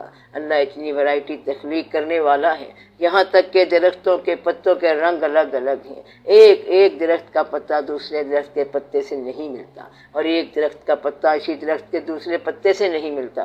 آپ لوگ غور کریں کہ جس درخت کا بیج ہے وہی درخت بنے گا، بیج میں درخت اور درخت میں بیج، اور پھر بیج میں درخت اور درخت میں بیج، یعنی کہ درخت میں درخت اور بیج میں بیج۔ کبھی آپ دیکھو کہ یہ سب کیا ہے، ایک بیج میں کروڑ ہا بیج اور ایک درخت میں کروڑ ہا درخت ہیں، یعنی ایک درخت کے اندر درختوں کی امت ہے۔ ہر درخت آنے والی اصل کا ایک پیامبر ہے، یعنی کہ ایک سیڈ کے اندر کیا کائنات مخفی ہے اور سارا کچھ اس بیج کے اندر لکھا پڑا ہے۔ اتنا بڑا کمال ہے، ایک ایٹم کا راز کھلا تو کتنا بڑا ہنگامہ ہو گیا اور دھماکہ ہو گیا۔ صرف ایک ایٹم ہی تو تھا، ادھر آپ پوری کائنات کی وسعتیں دیکھو تو کیا سے کیا ہوا پڑا ہے۔ یہ سب کرنے والا کون ہے؟ اس کا نام اللہ ہے۔ اگر آپ اللہ کے ساتھ رابطہ رکھیں تو پھر آپ دیکھیں گے کہ آپ کے دلوں کے پرابلم کس طرح حل ہوتے ہیں۔ دل جو ہے وہ سکون میں آ جائے گا، لطف میں آ جائے گا، کائنات آباد ہو جائے گی، اور پھر آپ کو زمین کا راز ملے گا کہ زمین کا راز کیا ہے، یہ زمین کیا چیز ہے۔ وہ خالق ایسا ہے کہ یہ پہاڑ ہے اور یہ ساتھ زمین شروع ہو گئی، یہ پہاڑ ہے اور ساتھ ہی دریا چل پڑتا ہے، یہ سمندر ہے اور یہ کچھ اور ہی شے ہے، اور یہ بادل آگے ہیں، رات کو بجلی چمکتی ہے اور آپ کو اس کے کڑکنے کی آواز آتی ہے۔ تو آپ دیکھو کہ یہ سب کیا ہے اور کائنات کیا ہے۔ اس کے بعد آپ پھر اپنے آپ کے حوالے سے کائنات کو دریافت کرو، صرف اپنے طور پر دریافت کرو، اور یہی بات اللہ تعالیٰ بار بار فرماتا ہے کہ غور کرو اور غور کرو۔ تو گویا کہ غور کرنے والوں کو ہی اللہ تعالیٰ تک رسائی ہوگی۔ آپ لوگ تو غور ہی نہیں کرتے، تو پھر آپ کو اللہ کیسے سمجھ آئے گا؟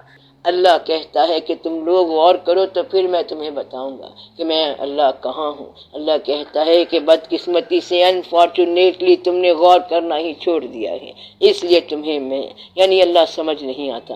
آپ اپنے مسائل کو دیکھیں، کبھی آپ کو زندگی میں کوئی ضرورت ہو اور پھر ضرورت پورا ہونے کا سبب نہ بن رہا ہو، تو پھر ایک صبح ون فائن مارننگ کہیں سے اچانک سبب نازل ہو جائے اور مسئلہ حل ہو جائے، تو وہ کون ہے؟ جو اتفاقات پیدا کرنے والا ہے، یعنی کہ دا گریٹ چانسز پیدا کرنے والا ہے۔ تو اللہ کہتا ہے کہ چانسز پیدا کرنے والا میں ہوں، اور میں روٹین توڑتا ہوں، بندشیں توڑتا ہوں، میں تدبیر کو توڑتا ہوں، اور میں تمہارے چلتے ہوئے سفر کو کاٹتا ہوں۔ مدعا یہ ہے کہ میں اپنے آپ کی طرف تمہارا ملان کراتا ہوں۔ تو اللہ کا ثبوت کہاں سے آئے گا؟ یہ آپ اپنی عقل سے پوچھو، کیونکہ اس کو ڈیلی اس کا ثبوت ملتا ہے۔ جب انسان تمام چیزوں سے بے بس ہو جائے اور بے بسی میں آپ کی آنکھ میں آنسو آ جائیں، تو پھر آپ سمجھیں کہ اللہ قریب آ گیا۔ بے بس کی آنکھوں میں آنسو کا آنا اللہ کا واحد ثبوت ہے۔ تو ثبوت یہ ہے کہ ہم بے بس ہو گئے ہیں، تو پھر کیا کریں؟ تو وہ کہتا ہے کہ یہ کاز اور ایفیکٹ کا کھیل ہے، وجہ اور نتیجے کی بات ہے کہ مٹی کا پیالہ ٹوٹ گیا ہے، تو اب کیا کیا جائے، کیونکہ اس میں رونے کی کیا ضرورت ہے؟ تو وہ کہتا ہے کہ اس سے درد پیدا ہوا ہے، کیونکہ یہ پیالہ دوست کا دیا ہوا تھا اور اب دوست یاد آ رہا ہے۔ تو یاد، درد، احساس، جدائی، فراق اور اس کی بات کی یاد جو ہے، ان سب سے تو اللہ کا پتہ چلتا ہے۔ تو اس طرح اللہ کا اہل دل کو پتہ چلتا ہے۔ شروع میں اہل دل کو پتہ نہیں چلتا، تو بچہ بیمار ہو تو ماں بچے کے لیے تڑپتی ہے، اسے کہتے ہیں کہ یہ بچہ خود ٹھیک ہو جائے گا، یہ بچہ تو اس کے حوالے کر اور درد سے نجات پا، لیکن وہ کہتی ہے کہ بچے کے رونے کی آواز میرے دل کی کائنات میں درد بھر دیتی ہے۔ تو یہاں سے تو اللہ کا پتہ چلتا ہے، بس اللہ جو ہے وہ اہل دل کے ساتھ ہے، ان کا کاروبار، ان کی ڈیلنگ سب اللہ کے ساتھ ہے۔ عقل والے نے اللہ کو مانا تو کیا اور نہ مانا تو کیا، تو ماننے کے بعد آپ پھر تحقیق نہ کیا کریں، کیونکہ ہر سوال کا جواب اللہ دے گا، اور اللہ کو تیرا پتہ ہے، اور آپ کے ہر سوال کا جواب جو ہے یہ کفر کے بغیر آپ کو ملے گا۔ کس کا کفر بے باک ہو جاتا ہے اور کون بے باک کافر ہو جاتا ہے؟ وہ جس نے مانا نہیں ہے وہ کافر ہو جاتا ہے۔ ہم ماننے والے بے باکی کریں گے تو ہم کافر نہیں ہوں گے۔ اللہ کو ہم نے مان لیا ہے اور 1000 بار ہی مان لیا ہے۔ ہمارا اور آپ کا یہ فیصلہ ہے کہ اگر ماننے والا کوئی آخری انسان رہ رہ گیا تو وہ ہم ہی ہوں گے۔ تو دنیا میں کوئی بھی خدا کو ماننے والا نہ ہو تو ہم موجود رہیں گے اور آخری ماننے والے ہم ہی ہوں گے۔ ماننے کا طریقہ کیا ہے؟ وہ شاد رکھے تو ہم ماننے والے ہیں، نہ شاد رکھے تب ماننے والے ہیں، غریب کر دے تب بھی ماننے والے ہیں، امیر کرے تب بھی ماننے والے ہیں۔ ہم نے اللہ کی رضا کو اپنا فائنلی اصلی مقصد بنا لیا ہے اور آج ہم نے یہ ایک نیا وعدہ کر لیا ہے۔ اب آپ کی نگاہ کے اندر پاکیزگی کا ہونا ضروری ہے تاکہ آپ امانتوں، خیانتوں، اعتبارات اور باقی ساری باتوں کو سمجھنا شروع کر دیں کہ اعتماد کیا ہوتا ہے، ریاضت کیا ہوتی ہے اور امانت کیا ہوتی ہے۔ پچھلا جو نرم دور تھا وہ گزر چکا ہے، اب فوری عاقبت ہو سکتی ہے اور فوری سزا ہو سکتی ہے، اس لیے اب بہت دھیان سے چلنے کا وقت ہے۔ اللہ کو بے شک عقل کے ساتھ ڈھونڈو اور اس بارے میں آپ سوال پوچھو اور ضرور پوچھو، لیکن اگر ماننے میں فرق آ جائے تو بہتر ہے کہ سوالات کو بند کر دو۔ اس کو سوال کی اجازت ہے جس نے اللہ کو مان لیا ہو، وہ سوال جو شرعی مسائل سے تعلق رکھتے ہیں، ان کا جواب تو کتاب میں موجود ہے۔ ہم تو صرف ان لوگوں کے دل اور ذہن کے مسائل کو حل کرتے ہیں جن لوگوں نے دل سے بات مان لی ہے، تو ماننے والے کے سوالوں کا جواب ہوتا ہے، نہ ماننے والوں کو روٹین کا علم عطا ہو جاتا ہے۔ ہم لوگ اللہ کو ماننے والے ہیں مگر سمجھ نہیں آتی کہ اللہ کیا بات کرتا ہے، یعنی یہ سمجھ نہیں آتی کہ اللہ کیا کرتا رہتا ہے۔ اللہ کبھی کہتا ہے کہ میں پیسے لے رہا ہوں، کبھی کہتا ہے کہ میں پیسے دے رہا ہوں، پھر کبھی کہتا ہے کہ مجھے قرضہ دو، تو سمجھ نہیں آتی کہ وہ کیا کہتا ہے۔ ہم نے اس کو مانا ہے۔ اللہ کی شان دیکھو کہ وہ پیسہ اپنے لیے مانگتا ہے اور پھر بھی دلواتا غریب انسان کو ہے۔ آسمانوں پر انسان کا ذکر ہے تو اللہ کے آسمان پر کیا ہو رہا ہے؟ آپ یہاں دنیا میں بڑا کام یہ کرو گے کہ اللہ کا ذکر کرنا شروع کر دو گے، یعنی لا الہ الا اللہ، اور آسمان پر انسان کا، ماننے والوں کا، انسانی قوتوں کا اور پیغمبروں کا ذکر ہو رہا ہے۔ اب آپ کو یہ بات سمجھ آئے گی کہ اللہ کا یہ فرمان کیوں ہے کہ تم میرا ذکر کرو تو میں تمہارا ذکر کرتا ہوں۔ وہ چاہتا ہے کہ زمین پر اس کا ذکر ہو کیونکہ آسمان پر وہ تمہارا ذکر کر رہا ہے۔ تمہارے تذکرے کچھ تمہاری دعاؤں کے حوالے سے اور کچھ تمہاری آزردگیوں کے حوالے سے ہو رہے ہیں اور قدم قدم پر وہ تمہارے ساتھ ہے۔ تو بہتر یہ ہے کہ آپ اس کی طرف نگاہ اٹھاؤ، لیکن پھر آپ کی نگاہ غلط ہو جاتی ہے۔ آپ کی نگاہ کے اندر جو پرزے ہیں وہ درست نہیں رہتے۔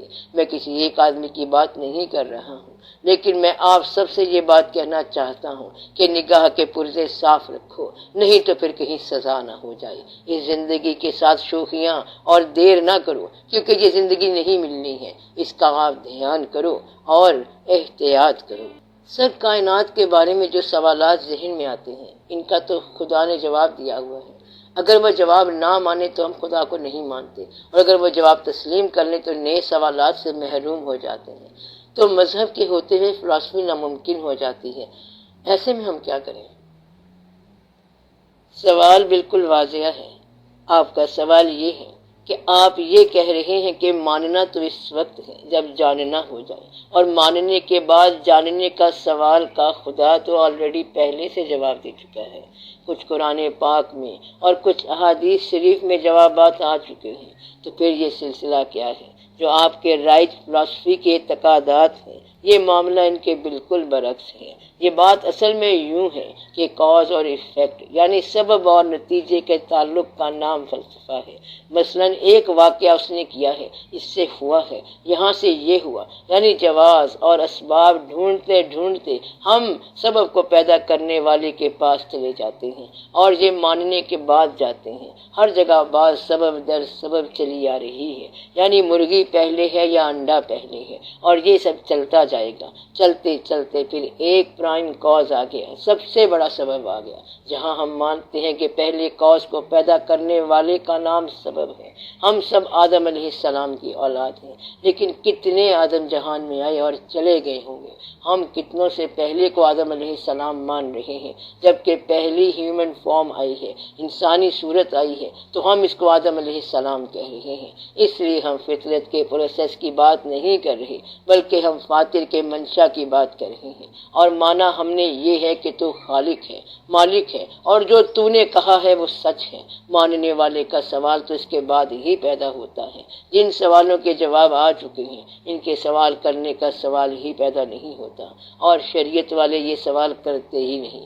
مثلا یہ کہ پیغمبر اس نے کیوں بنایا ہے؟ کسی نے کہا کہ لوگوں کو گمراہی سے دور کرنے کے لیے، تو پھر اس نے پوچھا کہ لوگ گمراہ کیوں ہوئے؟ پیغمبروں سے لڑنے کے لیے۔ یہ سب کیا ہوا؟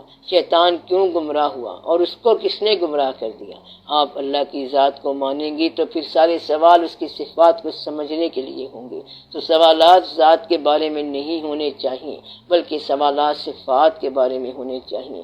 سوال یہ ہونا چاہیے کہ یا اللہ یہ بتا کہ تو رزق کیسے دیتا ہے، تو آپ نے اسے رازق مان لیا ہے، اور اب جو چین، جو سلسلہ آپ دریافت نہیں کر سکتے، اللہ آپ کو وہ چین دکھائے گا کہ یہ دیکھو یہاں سے رزق چلا ہے، یہاں سے بیج چلا، یہاں سے درخت بنا، یہاں سے یہ ہوا آئی، اور اس کے ساتھ ہم نے بارش کو بھیجا، اور یہ درخت جنگل میں تھا، اور پھر جنگل سے اس کو کاٹا گیا، پھر تراشا گیا، اور پھر فرنیچر بنایا گیا۔ اس طرح رزق چلتا جا رہا ہے۔ یہ ساری کنٹینیویشن، سارا تسلسل رزق کا ہے، یعنی لکڑی لادنے والے، لے جانے والے، سارا رزق ہے۔ پھر فرنیچر رزق ہے، اس کے بعد نمبر ہے، اور یہ رزق چلتا چلتا مارکیٹ تک پہنچتا ہے، اور یہ رزق در رزق چلا آ رہا ہے۔ پھر اللہ آپ کو بتائے گا کہ گندم کا دانہ رزق کیسے ہوتا ہے۔ بعض اوقات آپ کے ہاتھ سے کتنی غذائیں گر جاتی ہیں، اور بے شمار نظر آنے والی اور نہ نظر آنے والی مخلوق کی غذا بنتی ہے، اور ان کی زندگی بسر ہوتی ہے۔ تو ایک دانہ گندم کہاں کہاں جاتا ہے، اور کتنی کتنی مخلوق اس پر پلتی ہے۔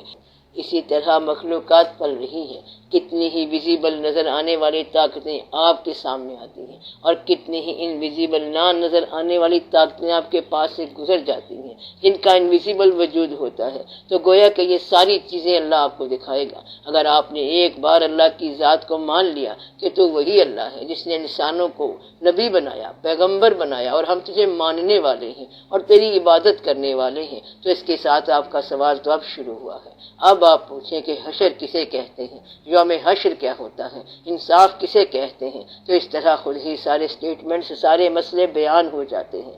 آپ اللہ سے پوچھیں کہ یا رب العالمین، تو ہمیں سمجھا کہ یہ ازل کیا ہے، یہ کیا واقعہ ہوا تھا کہ آپ نے الست بربکم کہا تھا۔ تو جو لوگ جانتے ہیں پھر وہ کہتے ہیں کہ کالو بنا، کل کی بات ہے، ہم تو اللہ کو اس سے بھی پہلے جانتے تھے۔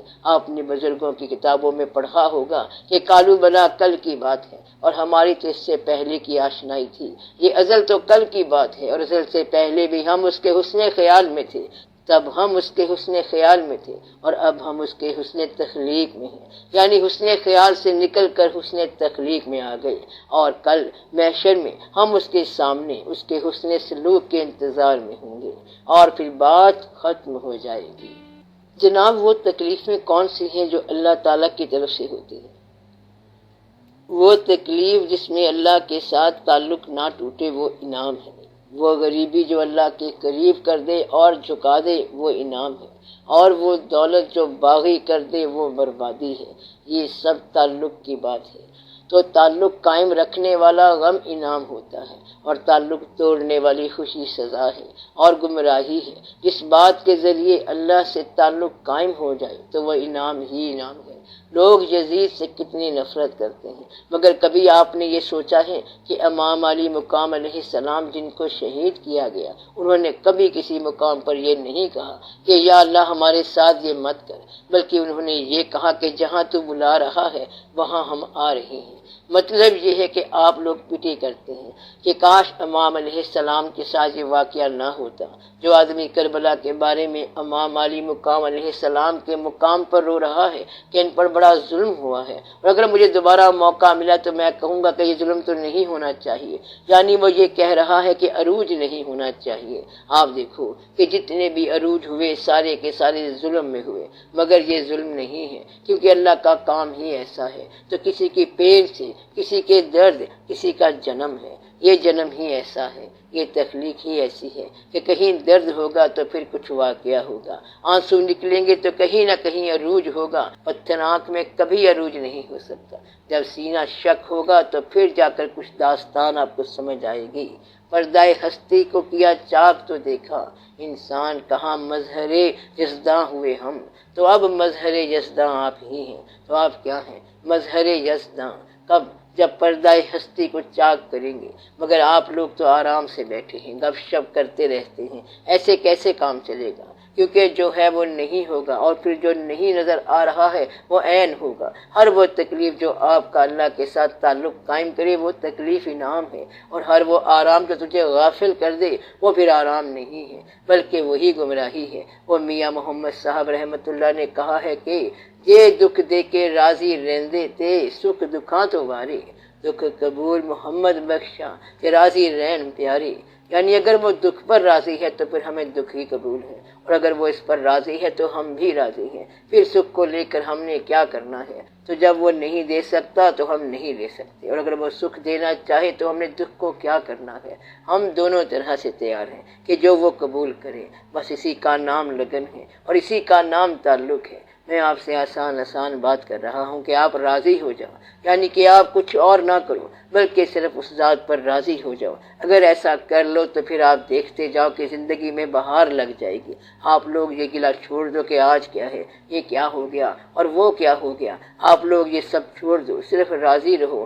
اگر کچھ اور ہو گیا پھر بھی راضی، جو بھی ہو گیا تب بھی راضی، اگر کچھ مرضی کے مطابق نہیں ہوا تب بھی راضی۔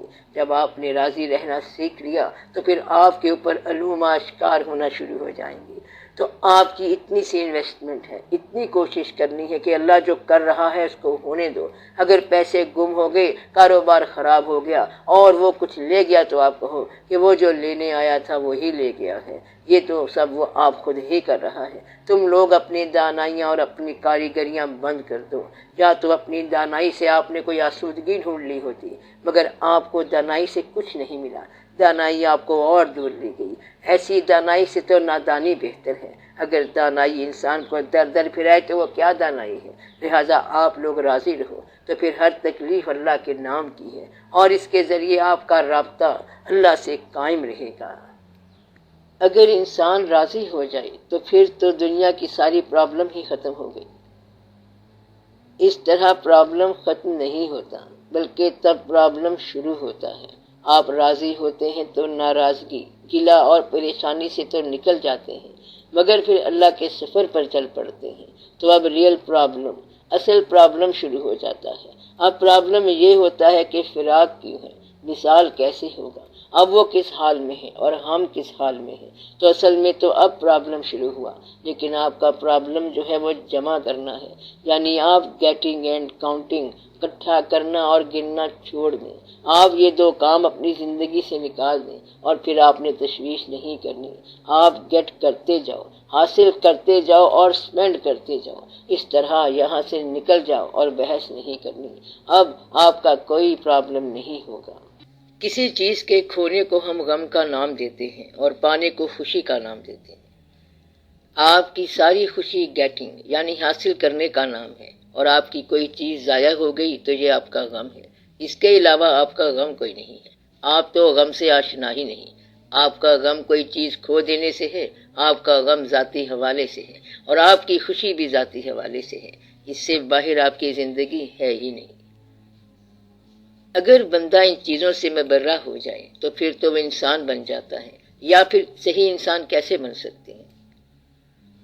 وہ شخص انسان تو بن گیا ہے، لیکن آپ نے اس کو انسان نہیں بننے دینا۔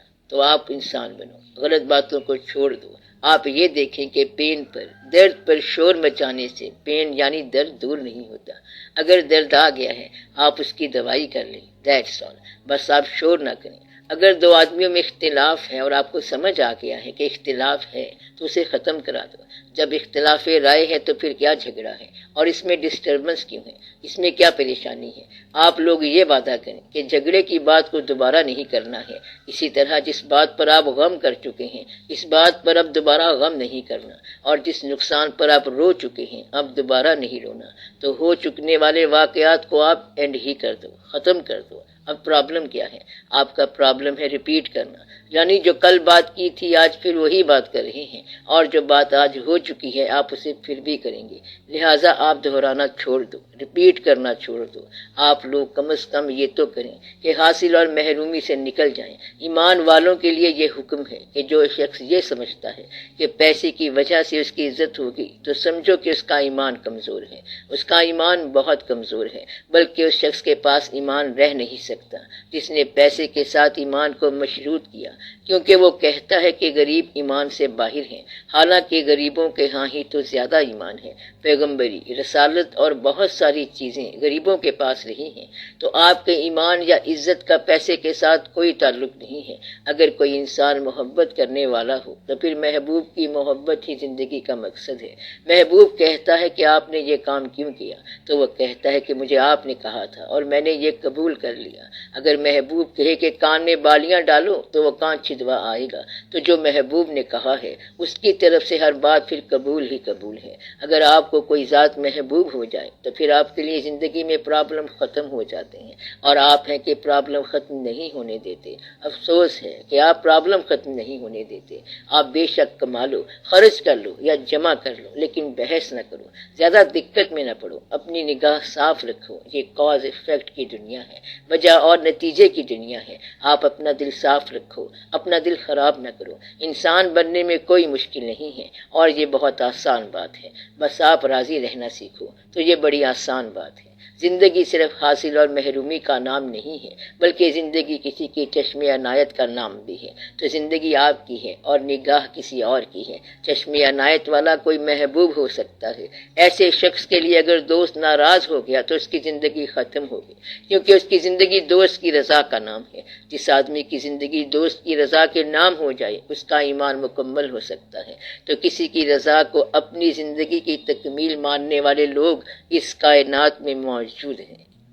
ایک خیال آتا ہے کہ انسان کی زندگی ابتدا سے لے کر انتہا تک اللہ نے بنا دی ہے، تو اب اس میں انسان کیا کر سکتا ہے؟ یوں بات نہیں ہے۔ جو پری آرڈینڈ ہے، پہلے سے مقرر ہے، وہ اور چیز ہے۔ آپ کے آنے سے پہلے اور آپ کے جانے کے بعد جو چیز مقرر ہے وہ اس طرح ہے کہ مثلاً ایک سڑک جی ٹی روڈ بنی ہوئی ہے تو آپ نے اس پر اب گاڑی چلانی ہے، سڑک آپ نے نہیں بنانی، اور یہ پہلے طے ہو چکا ہے کہ آپ کسی سڑک پر چلیں گے۔ اسی طرح انسان فنا کی راہ پر ہی چلے گا، یا تو انسان اقرار کرے گا یا پھر انکار کرے گا، اور وہ فانی ہوگا۔ اگر وہ دن کو سوئے گا تو رات کو جاگے گا، اور رات کو سوئے گا تب بھی جاگے گا۔ تو یہ آپ کی فٹنس پری آرڈینڈ ہے، اور یہ مقرر ہے کہ جو آپ کے شب و روز ہیں یہ آپ نے طے کرنے ہیں۔ ہر آدمی جو خوش رہنے والا ہے چاہے امیر ہے تب بھی روئے گا ضرور، اور یہ کمال کی بات ہے۔ آپ کو کوئی انسان ایسا نہیں ملے گا جس کی آنکھ میں آنسو نہ ہو۔ مثلاً ایک آدمی بہت اچھا آدمی ہے، امیر آدمی ہے، اور اس کے پاس ایک اچھا دوست بھی ہے، مگر پھر بھی روتا ہے اور آزردہ رہتا ہے، اور ہر بندہ آزردہ ہے۔ کسی کے پاس بیٹھ کر اگر بات کر لی جائے، مثلاً کہا جائے کہ آج کل کے ماحول میں گھٹن ہے، تو وہ کہے گا کہ آپ نے تو میرے دل کی بات کی ہے، اور ہر آدمی اسی طرح کہے گا۔ آپ جیسی بات کرو گے ویسے ہی سنتے جاؤ گے، تو پھر مقرر شدہ پری آرڈینڈ کیا ہوا؟ ایسی بہت ساری باتیں ہیں۔ مثلاً موت پری آرڈینڈ ہے، جہاں آپ کچھ بھی نہیں کر سکتے۔ آپ کے لیے تو اسکول بھی پری آرڈینڈ ہے، کیونکہ اسکول آپ نے نہیں بنایا، آپ اسکول میں بچپن میں ہی داخل ہو گئے، اور پھر بہت اچھے استاد صاحب، اور یہ سب پری آرڈینڈ ہے۔ یہاں تک کہ یہ پری آرڈینڈ ہے کہ آپ کو سروس بھی مل گئی، اب سروس کی تنخواہ لے کر آپ کی مرضی ہے کہ آپ دال لو، چاول لو، جو چیز مرضی لو۔ یہاں پر پری آرڈینڈ نہیں ہے، لیکن آپ کے لیے پری آرڈینڈ ہے یہ کہ خوراک کے ساتھ آپ کا وہی عمل ہوگا جو انسان کے لیے مقرر ہے، پھر نیند وہی ہوگی، پھر رونا وہی ہوگا، پھر جاگنا وہی ہوگا، پھر یہ ہوگا کہ آپ نے ماں باپ کی اطاعت نہیں کی تو آپ کی اولاد باغی نکلے گی، پھر وہی بات ہوگی، پھر وہی پرانے غم اور پرانے قصے ہوں گے، وہی پرانے جلسے ہوں گے، پہلے زندہ باد، پھر تھوڑی دیر کے بعد مردہ باد۔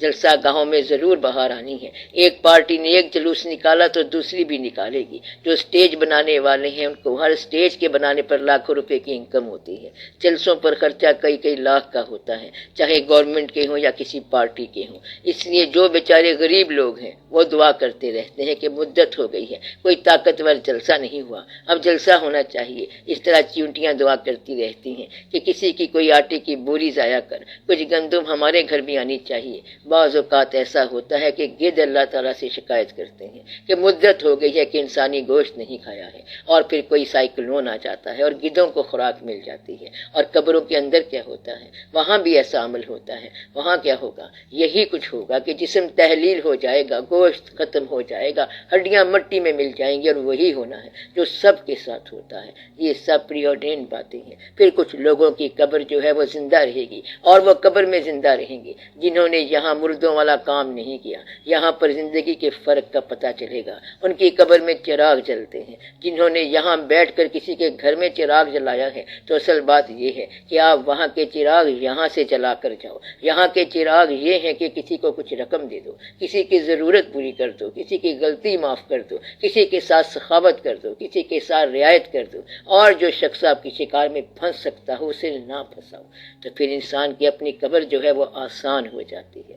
تو اگر آپ انسان کو دنیا میں تکلیف نہ پہنچاؤ تو آپ وہاں تکلیف سے بچ جاؤ گے، ورنہ ڈیفینیٹلی ضرور وہی کچھ ہوگا جو کچھ ہوتا ہے، اور اس سے آپ بچ نہیں سکتے۔ اس کو ڈیسٹنی یعنی تقدیر بولتے ہیں۔ تو ڈیسٹنی جو ہے وہ وہاں پر چوائس ہے، یہاں اختیار نہیں ہے، اور جہاں آپ کو اختیار ہے وہاں آپ کو چوائس ہے۔ یعنی یہ آپ کی مرضی ہے کہ دو طریقے کے کھانے پکے ہوئے ہیں، آپ چاہو تو ایک کھا لو، دونوں کھا لو، یا دونوں ہی نہ کھاؤ، تو یہ آپ کی مرضی کی بات ہے۔ لیکن اس کے علاوہ کوئی چانس یہاں پر اویلیبل نہیں ہے، کیونکہ اللہ نے اس کا حق آپ کو نہیں دیا۔ مثلا یہ 4-5 چہرے ہیں، اور ان میں سے ایک کے ساتھ آپ شادی کر سکتے ہیں۔ جب ایک سے شادی ہو جائے گی تو ہم کہیں گے کہ یہی مقرر تھا، اور یہ سب وہیں کی بات ہے، حالانکہ یہ آپ ہی کا چوائس ہے، لیکن اس کا نام پری آرڈینڈ رکھ دیا گیا۔ اگر کوئی کہتا ہے کہ میں نے خود چنا ہے تو وہ جواب دیتا ہے کہ انسان اپنا مقدر خود ہی تو چنتا ہے، یہ ہے آپ کا مقدر، لیکن چنا آپ نے ہے، اور یہ فیصلہ بھی آپ کا ہے۔ تھا کیا؟ تو کتاب میں کیا لکھا ہوا تھا وہی جو آپ نے چنا۔ اس لیے یہ بڑے حساب کی بات ہے۔ اگر آپ اور اللہ ایک ہی پارٹی بن جائیں تو پھر آپ کو بات سمجھ آ سکتی ہے۔ آپ کا مقدر جو آپ نے چنا ہے، اللہ کہتا ہے کہ میں نے یہ پہلے سے لکھا ہوا تھا، اب اگر آپ نے چن لیا ہے تو اس میں کیا حرج ہے، کیونکہ لکھا ہی یہی ہے، تو اس لیے اس میں کوئی جھگڑا نہیں ہے۔ اور کہتے یہ ہے کہ یا اللہ ہم اپنے ہاتھ سے اچھا مقدر چنیں گے اور تو مہربانی فرما۔ اللہ تو لکھے ہوئے کو مٹانے پر قادر ہے، اور اس نے کسی کو کوئی جواب نہیں دینا۔ اس لیے آپ اپنا مقدر اچھا لکھا کریں۔ آپ لوگ خود ہی کاتب تقدیر بن جائیں، کیونکہ اس میں کوئی حرج نہیں ہے۔ آپ اس کے کارندے ہیں۔ کائنات کے کچھ کام وہ آپ کے ذریعے کراتا ہے، اور باقی اس کے 2-4 کام آپ خود کر دیتے ہیں۔ کیا یہ بہتر نہیں ہے کہ سب کے لیے ماحول ایسا ہو کہ سب روزے دار ہوں اور ہم دین اور دنیا کو ساتھ لے کر چلیں؟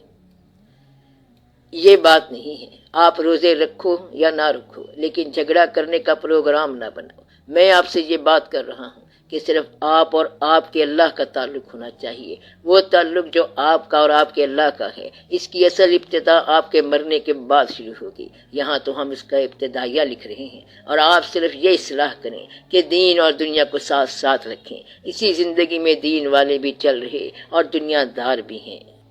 فرض کریں کہ یہاں پر آپ کی یہ محفل ہو رہی ہے اور ساتھ والے کمرے میں میوزک کا پروگرام ہے، تو ایسی صورتحال میں بندہ کیا کرے؟ یہاں منافقت پیدا ہو سکتی ہے، اس لیے کہ یہاں اس محفل میں جو آیا ہے وہ چوائس کر کے آیا ہے، اور اس نے آنے کا فیصلہ کر لیا ہے۔ جب ہم یہاں بیٹھے ہیں تو ہمیں اس بات کا پتہ نہیں ہے کہ شہر میں کیا ہو رہا ہے، حالانکہ شہر میں اس کے علاوہ بہت کچھ ہو رہا ہے، لیکن کسی طرح ہم یہاں آ گئے۔ اس کو آپ چوائس سمجھ لیں یا چانس سمجھ لیں، اور ہم یہ بات نہیں کہتے کہ وہ کاروبار بند کر دیں، بلکہ آپ ان کو چلنے دیں۔ وہ لوگ اپنا کاروبار کریں اور ہم اپنا کاروبار کریں گے۔ ایک راستہ ضروری ہے تاکہ منافقت پیدا نہ ہو۔ مسئلہ یہ ہے کہ دونوں باتیں کرنے کو دل چاہتا ہے کہ میوزک بھی سنیں اور محفل بھی رہے۔ یہی تو منافقت ہے کہ آپ کی طبیعت یہاں بیٹھنے کو بھی چاہتی ہے اور وہاں جانے کو بھی طبیعت کہتی ہے۔ یعنی آپ آدھا گھنٹہ یہاں بیٹھے رہیں، آدھے وہاں چلے جائیں، یا تو آپ یہاں بیٹھ جائیں یا وہاں چلے جائیں۔ اگر یہاں کیک پڑا ہو تو اسے کھا لو یا رکھ لو، یہ نہ کرنا کہ کھا بھی لو اور رکھ بھی لو۔ پھر ہم دین اور دنیا کیسے اکٹھے چلائیں؟ اس کام کو آپ نے دنیا کہہ دیا، اس کو الگ کہہ دیا ہے، اور اس محفل کو آپ نے دین کہہ دیا ہے، حالانکہ یہ بھی دنیا کے اندر ہی دین ہے۔ وہاں بیٹھنے والا بھی نیک ہو سکتا ہے۔ آپ بیک وقت دونوں نہ سوچو، اسی دنیا کے اندر ہی تو دین ہے۔ سر اگر ہم ایک بات کو ذہن میں سوچتے رہیں تو کیا وہ دین اور دنیا ہو جائے گی؟ آپ نے بات نہیں سوچنی، بلکہ آپ تعلق بنانا، صرف اور صرف تعلق بنانا۔ میں نے آپ کو یہ بتایا تھا، اور میں یہ بات ان لوگوں کو بتا رہا ہوں کہ جن کو ہمارے ساتھ نسبت ہے۔ مسلمان کے لیے اللہ تعالیٰ نے فرض کر دیا ہے کہ یہ کام کرو، یہ فرائض ہیں، یہ کر لو، اور یہ فرائض نہیں ہیں، انہیں آپ نہ کرو۔ ہم نے آپ کو یہ بتایا ہے کہ اس دنیا کے اندر، عین دنیا کے اندر، اسی دنیا میں جا کے بھی دین بن جاتا ہے۔ میوزک ہی کی محفلوں کے اندر جا کے اور راگ گاتے گاتے امیر خسرو جو تھے وہ رحمت اللہ علیہ بن گئے۔ خدا خود میرے مجلس بود اندر لامکا خسرو، محمد شمائے محفل بود شب جائے کہ من بود۔ تو اس طرح کتنے لوگ رحمت اللہ علیہ بنے، آپ کے علاوہ بہت سے لوگ بنے ہیں۔ لوگوں کی بات کرنے کی بجائے آپ بتائیں کہ آپ بنے کہ نہیں بنے۔ آپ کو اس بات سے مطلب کہ کتنے بنے، آپ تو صرف یہ دیکھیں کہ آپ خود بننا چاہتے ہیں کہ نہیں چاہتے۔ آپ تو اسلام اور مسلمانوں کا محاسبہ کرنے لگے ہیں۔ کائنات میں اگر ایک آخری بندہ ایمان والا بچنا ہے تو وہ آپ کو ہونا چاہیے، تو پھر آپ کے لیے سب کائنات بچ گئی۔ آج بھی کئی لوگوں کا ایمان محفوظ ہے، آپ بھی اپنا ایمان بچاؤ۔ اگر سب مسلمانوں کا ایمان خطرے میں ہے تو تم ان میں سے نہ ہونا۔ اس لاہور شہر کے اندر کتنے لوگ داتا صاحب رحمت اللہ کے پاس جاتے ہیں، لیکن آپ یہ دیکھو کہ آپ جاتے ہیں کہ نہیں جاتے۔ اگر آپ وہاں جاتے ہیں تو پھر جانے والوں میں شامل ہو جاؤ۔ اگر جاننے والا جو ہے وہ نہ جاننے والوں کو چھوڑ کر آیا ہے تو وہ جاننے والا جو نہ جاننے والوں کو نہیں چھوڑ رہا، اس کے لیے سزا ہوگی۔ اگر آپ داتا صاحب رحمت اللہ جانے والے ہو تو پھر خیر ہے، اس وقت آپ جو رعایت مانگ رہے ہیں وہ آپ کو نہیں مل رہی ہے۔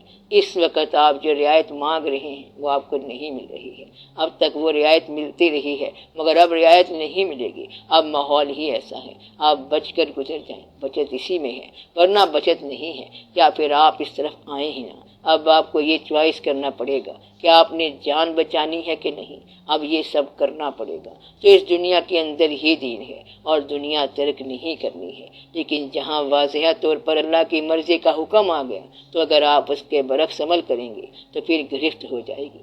میں آپ کو یہ وارننگ نہیں بلکہ میں آپ کو اطلاع دے رہا ہوں۔ اب ہر منافق کے لیے سزا کے دور کا امکان شروع ہو گیا ہے۔ تنہائی میں تو ہم اچھے ہوتے ہیں، لیکن جب ان میلوں میں جاتے ہیں تو پھر گمراہ کیوں ہو جاتے ہیں؟ آپ لوگ دعا کرو کہ یا اللہ ہمارے گمراہ کرنے والے میلے برباد ہو جائیں، یعنی جو ہمیں گمراہ کرتا ہے وہ میلہ ہی برباد کرے، ادھر سے ہی وہ بات ختم ہو جائے گی۔ یا اللہ ہم تیرے راستے پر آنا چاہتے ہیں، اپنے راستے کی ہر رکاوٹ ختم کر اور مکمل طور پر ختم کر۔ ہم تو تیرے ماننے والے ہیں اور تیری طرف آنے والے ہیں، اور ہم کسی قسم کی بات کا جھنجھٹ نہیں لیتے۔ اگر کوئی ہمیں تیرے راستے سے روکتا ہے اور مجبور کر دیتا ہے تو تو ہماری مجبوری دور کر اور اس مجبوری کا خاتمہ کر۔ یہ سچی بات ہے۔ اب یہ نہیں ہے کہ اس کی خیر اس کی خیر، یعنی کافر کا بھلا اور مومن کا بھلا۔ اب وہ دور گیا۔ یا اللہ جو مسلمانوں کو برباد کرتا ہے اسے برباد کر۔ اگر دانا انسانوں کو اسلام سمجھ نہیں آ رہا ہے تو پھر بے وقوف انسانوں کو اسلام کیسے سمجھ آئے گا؟ اس سے پہلے کہ دشمن اسلام کو غلط ثابت کر دیں کیوں نہ اسے راستے میں روکا جائے۔ اور یہ وقت آ گیا ہے کہ وہ لوگ یہ کہنا شروع ہو جائیں گے کہ اسلام ہی غلط دین ہے۔ آپ جیسے لوگ جو ہیں وہ دونوں باتیں کرنا چاہتے ہیں، اس لیے جو آپ کا راستہ روکے اس کی فوری عاقبت ہونی چاہیے۔ تو راستے میں جو بھی رکاوٹ آئے اسے ہٹا دینا چاہیے۔ ہم دعا کر رہے ہیں کہ ہمیں ٹھیک رہنا چاہیے۔ جہاں آپ کے پاس رک جانے کا چوائس ہے آپ وہاں رک جاؤ، جہاں رک جانے کا چوائس نہیں مجبوری ہے تو دعا کریں کہ یا اللہ وہ مجبوری دور فرما۔ جہاں آپ کو رک جانا چاہیے اور آپ اس محفل میں جاتے ہیں تو پھر سزا ہو جائے گی، پنشمنٹ ہو جائے گی۔ یہ واضح بات ہے، اس میں کوئی ایمبیگیوٹی نہیں ہے، کوئی ابہام نہیں ہے۔ آپ سب کے لیے بہت دعا ہے۔ اصل میں اسلام کو مسلمانوں نے بدنام کر دیا ہے، اور اب یہ بات جو رعایت کی تھی وہ اب ختم ہو گئی، کیونکہ اب اور وقت آ گیا ہے، ورنہ آپ کے بعد یہ واقعہ ہوا تو آپ کو کیا فائدہ؟ یعنی 50 سال بعد ہوا تو کیا فائدہ؟ یہ واقعہ ہمارے دور میں پیدا ہونا چاہیے اور یہ آپ کے دور میں ہی ہوگا۔ تو آج کی بات اب فائنل ہو گئی، یعنی آپ اپنی نگاہ کو صاف رکھو، تلخیاں نہ کرو، غلطیاں نہ کرو۔ تمہاری غلطی تمہاری اولاد کے آگے آئے گی، لہٰذا اچھے انسان بن جاؤ۔ اب رعایت کا زمانہ نکل گیا ہے، تو جہاں مجبوری آپ کو روک رہی ہے تو پھر آپ کے ساتھ رعایت یہ ہے کہ اللہ تعالیٰ اس مجبوری کو ہٹا دے۔ تو اللہ ان مجبوریوں کو راستے سے ہٹا دے بلکہ دنیا سے ہی اٹھا لے۔ تو آپ کو چوائس ہے کہ آپ غلط محفل میں جائیں یا نہ جائیں، یو مے اور مے ناٹ گو، اگر اب آپ گئے تو یہ آپ کے لیے بہتر نہیں ہوگا، تو جہاں نہ جا کر گزارا ہوتا ہے وہاں مت جاؤ، جب گزر نہیں ہو رہا اور راستے میں ہی بدی آ گئی ہے پھر دعا کرو تو انشاءاللہ تعالیٰ وہ مشکل ٹل جائے گی۔ اب آپ دعا کریں اور سب کے حق میں دعا کریں، یا اللہ ہمیں اپنے دین کے عقیدے کے مطابق زندگی بسر کرنے کی توفیق عطا فرما۔ رب العالمین ہم تمہیں مانتے ہیں، تمہیں چاہتے ہیں اور تیرا حکم بجا لاتے ہیں، اور ہمیں توفیق عطا فرما اور ہمیں اپنا بنا کے رکھ، بلکہ تو ہمارا بن اور ہمیں اپنا بنا، ہم پر رحم فرما اور ہمیں اپنے راستے کی آسانیاں عطا فرما اور لوگوں کی نگاہ سے بچا، ہمارے ایمان کو فروغ عطا فرما اور تقویت عطا فرما، اپنی مہربانی سے نواز، اور وہ لوگ جو تیری نوازشوں سے دوری محسوس کر رہے ہیں ان پر نوازشیں فرما، اور جو لوگ بیماری اور تکلیف میں ہیں یا رب العالمین اپنی رحمت سے انہیں آرام عطا فرما اور صحت عطا فرما۔ یا اللہ تمام حاضرین مجلس کی ظاہری باطنی بیماریاں دور فرما، یا رب العالمین رحم فرما، رحم فرما، رحم فرما، ہمیں نیک راستے عطا فرما اور آسان راستے عطا فرما۔ صلی اللہ تعالی علی خیر خلقہ و نور عرشہ سیدنا و سندنا و مولانا محمد و آلہ و اصحابہ اجمعین برحمتک یا ارحم الراحمین۔